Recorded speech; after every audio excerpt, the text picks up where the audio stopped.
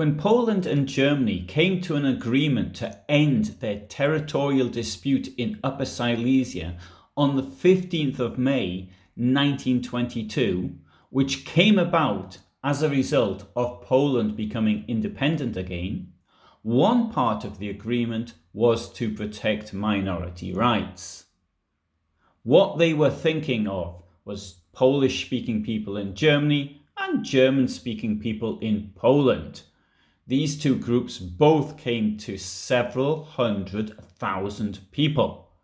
What this would mean in practice is if that one belonged to a minority group and felt discriminated against for whatever reason, then a complaint could be made and it would be looked into by a neutral.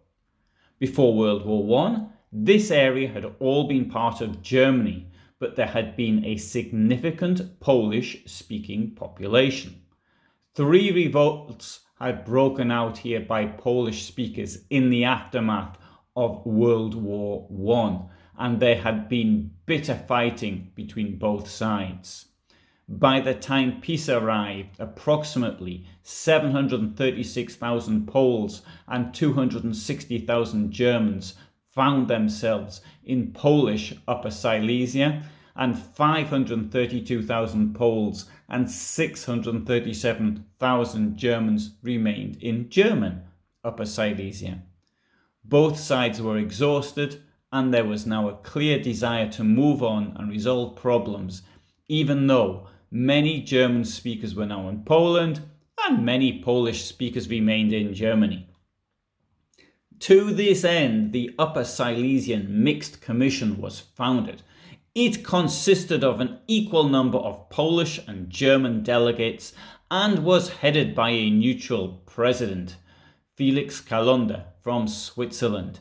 Its role was to arbitrate nationality disputes and thus protect minority rights for a 15-year interim period ending on the 15th of May 1937, by which time everyone was expected to be used to the situation and either to get on with their neighbours or move to the neighbouring country and cease to be a minority.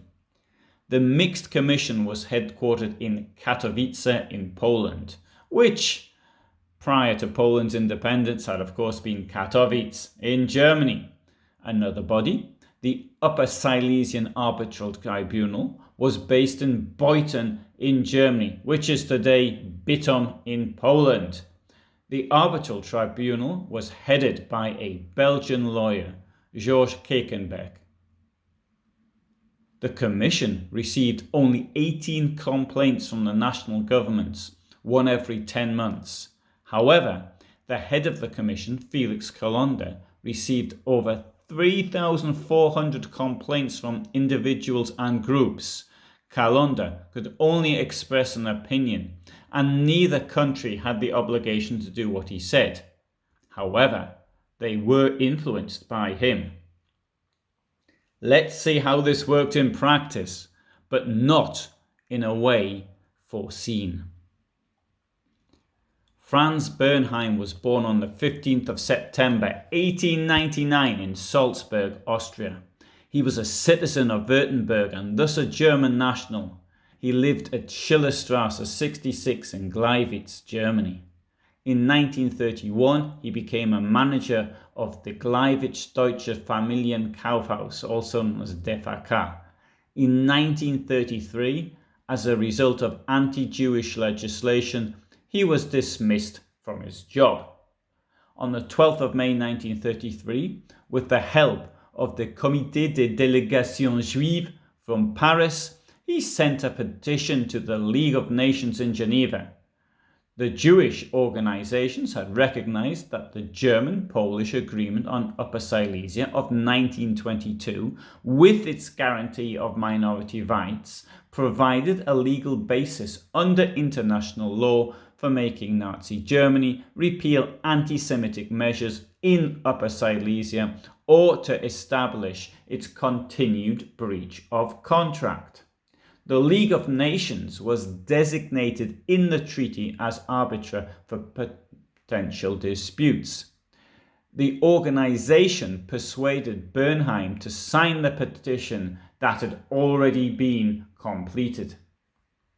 It complained about the anti-Jewish measures taken by the German government and accused it of violating the German-Polish Agreement on Upper Silesia of 1922. The League of Nations was called upon to persuade the German government to end its anti-Semitic actions in Upper Silesia and to urge it to make amends. The petition was presented to the German Foreign Office. Foreign Office Minister Konstantin Freiherr von Neurath brought the matter up with other ministers in the presence of Adolf Hitler. They feared that a debate on what was happening to the Jews in Germany, in Geneva, would damage the country's reputation abroad. Interior Minister Wilhelm Frick promised to discontinue the anti-Semitic legislation in Upper Silesia for the time being. At the same time, the Foreign Office tried in vain to find any material that would put Franz Bernheim in a bad light. The envoy in Geneva, Friedrich von Keller, was instructed to stress that Germany respected international treaties. He in turn apologized and blamed the local authorities for possible misconduct. However, German diplomacy did not succeed in preventing the question from being discussed.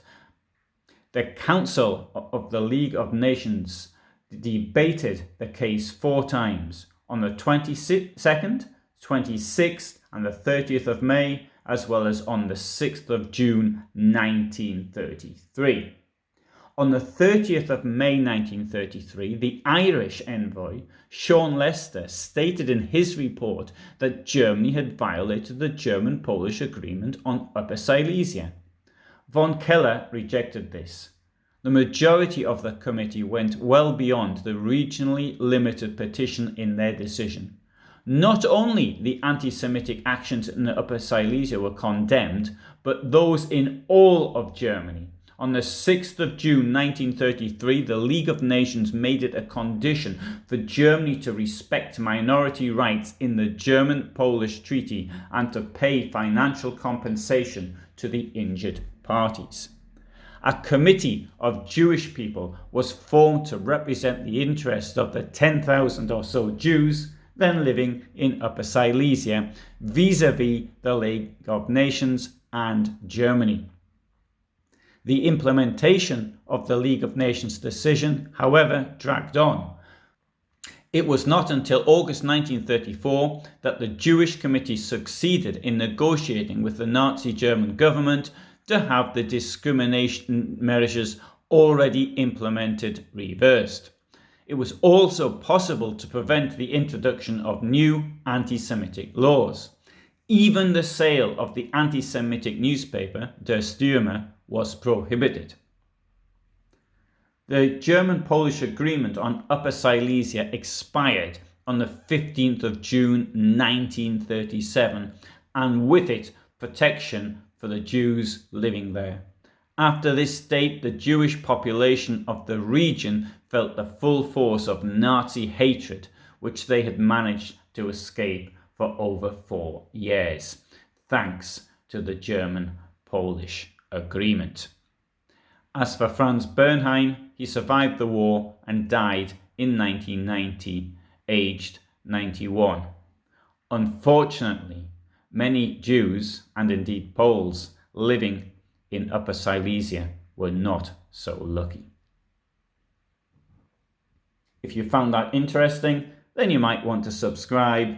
I upload videos every Friday at 8 in the evening Central European time, and sometimes I upload at other times as well.